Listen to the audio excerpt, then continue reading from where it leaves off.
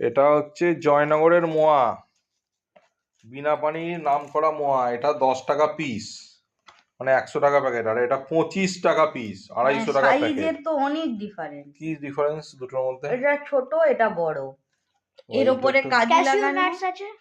তার মধ্যে দেখো, হুম। এটাই 250 রুপিস এর প্যাকেট, আর এটা 10 রুপিস এর প্যাকেট। এই 100 রুপিস মানে 10 টাকার সঙ্গে 25 টাকা, মানে 250% দাম যে ইনক্রিজ করেছে।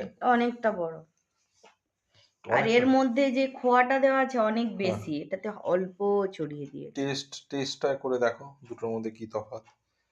নাম করা মোয়া, জয়নগরের মোয়া, বিনা পানি। জয়নগরের প্রচুর দোকান, তার মধ্যে বিনা পানি হচ্ছে ফেমাস দোকান। এইটা 250 টাকা প্যাকেট, মানে 25 টাকা পিস।